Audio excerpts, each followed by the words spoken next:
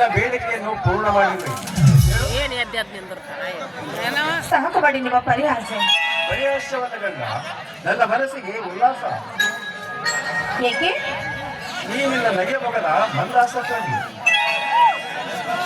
ನೋಡಿ, ಈ ನಿಮ್ಮ ಹಾಸ್ಯ ನನಗಂತೂ ಸ್ವಲ್ಪವೂ ಇಷ್ಟವಿಲ್ಲ. ಯಾರಿಗಾಗಿ ಇಷ್ಟೊಂದು ಭಕ್ತಿ? ಪರಮಾತ್ಮ ಸ್ವರೂಪಿಯಾದ ತಮಗೋಸ್ಕರ ಇಷ್ಟಲ್ಲ. ಏನೆಂದು? ನಿಮ್ಮ ಪಾದದೋಳು ಸದಾ ನನ್ನ ಹಣೆಯ ಮೇಲಿನ ಕುಂಕುಮವಾಗಿರಲಿ ಅಂತ. ನಿನ್ನ ಹೃದಯವೆಷ್ಟು ಪಾವನ, ನಿರ್ಮಲ ನೀತಿ ನೀರಿನೋಳು ಸ್ನಾನ ಮಾಡಿದ ನಿನ್ನ ಹೃದಯವನ್ನು ಸ್ವಚ್ಛಲ ಅಕ್ಷೋಧ ಸರೋವರ ಒಟ್ಟಿನಲ್ಲಿ ನೀನೆಲ್ಲ ಪುಣ್ಯರಾಶಿ. ಪುಣ್ಯರಾಶಿ ನಾಡಲ್ಲ ನೋಡಿ. ನಿಮ್ಮಂತವರ ಆಶೀರ್ವಾದವನ್ನು ಪಡೆದು ನಿಮ್ಮಂತವರನ್ನು ಪತಿಯಾಗಿ ಪಡೆದಿದ್ದಲ್ಲ. ನೀವು ಪುಣ್ಯರಾಶಿಯಲ್ಲ, ನಾನು ಪುಣ್ಯದವರು. ಗಂಗಾ, ನಿನ್ನಷ್ಟಕ್ಕೆ ನೀನು ದರಿದ್ರರೆಂದರೆ ತೀರಿದೆ. ಕೋಟಿ ಜನ ಶ್ರೀಮಂತರ ಸಂಪತ್ತಿನ ಸಮುದಾಯ ಕೂಡ ನಿನಗೆ ಸಾಟಿಯಾಗಲಾಗದು.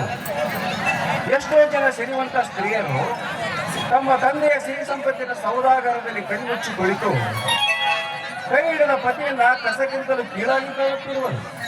ಆದರೆ ದೀನ ದಲಿತ ಕನ್ಯೆಯರಿಗೆ ಕಷ್ಟವೇ ಅವರ ಇಷ್ಟದ ಒಡವೆಯಾಗಿ ದುಃಖ ದಳ್ಳುವಲ್ಲಿ ಅನುದಿನ ಬೆಂದು ಪುಟಕ್ಕಿಟ್ಟ ಚಿನ್ನದಂತೆ ಪರಿಶುದ್ಧವಾಗಿ ಬೆಳಗುತ್ತಿದೆ ಅವರ ಆತ್ಮ. ನೋಡಿ, ಅದೆಲ್ಲ ನಿಮ್ಮ ಉದಾರ ಗುಣಕ್ಕೆ.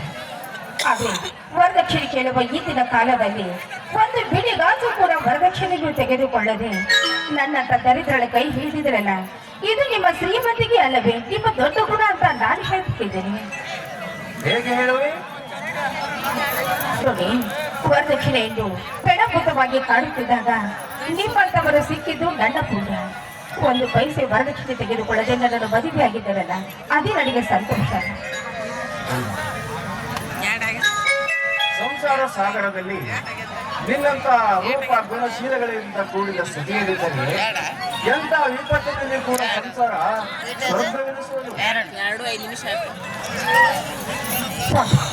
ಸತಿ ಪತಿಗಳಾಗಿರ್ಬೋದು, ಸತಿಯಾದವಳು ಪತಿಯಾದವಳಿಗೆ ಯಾವತ್ತಿದ್ದರೂ ಸನ್ಮಾರ್ಗದಲ್ಲಿ ಇಬ್ಬರು ಕೂಡಿಕೊಂಡೇ ಹೋಗಬೇಕು.